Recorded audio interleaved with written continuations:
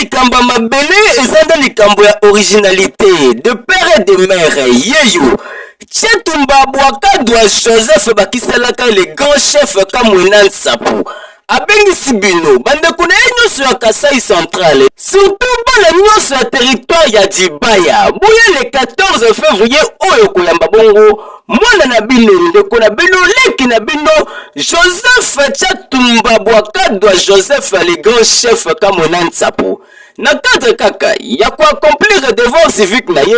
azali konyata mabele ya bakoko na ye kuna na territoire ya Dibaya le 14 février oyo pona ko s'enrouler na yango abengisi bino bandeko na ye boya massivement pona kolakisa bolingo pe esengo ya komona lisusu moko na bino kati na bino yeyo Tchatumba Joseph Bouakadwa le grand chef Kamwina Nsapu boyoka message na ye ya esengo ya sentiment apres ntango molai atikaki bandeko na ye kasi lelo oyo azali kozonga na mabele ya bakoko na ye mpona kokuta na bandeko na ye na cadre kaka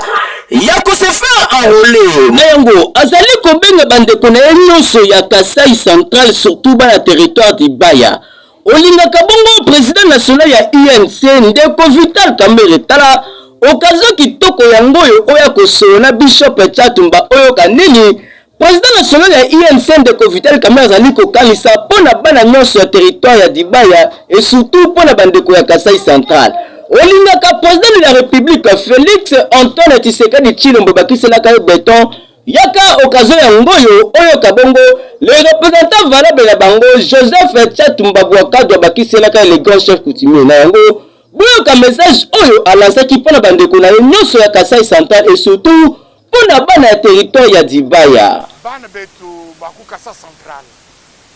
chikondo cha kukumbana Joseph Tchatumba Bouakadwa wenu nye ya udumunjila kati baso wanutukenga to baku Bukono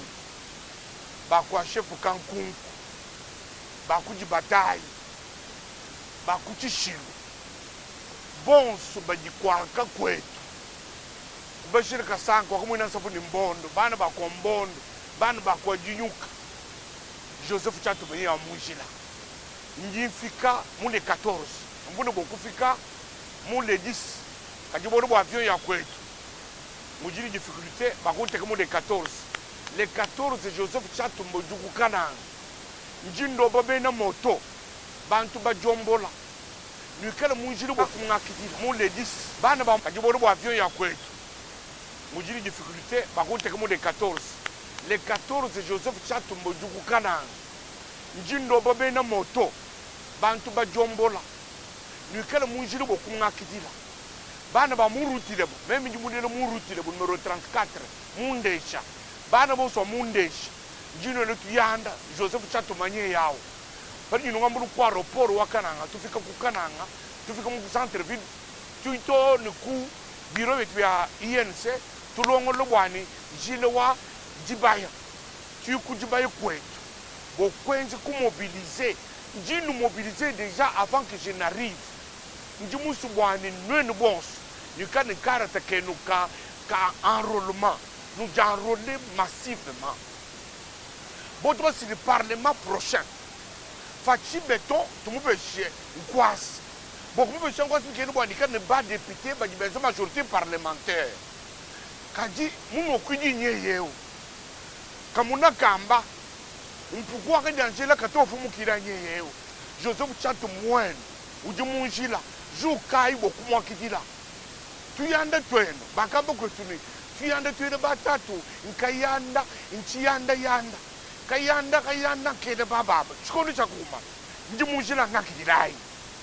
ukalenga anubesha Kamwina Nsapu bujuka chikondo chakuma ukalenga anubesha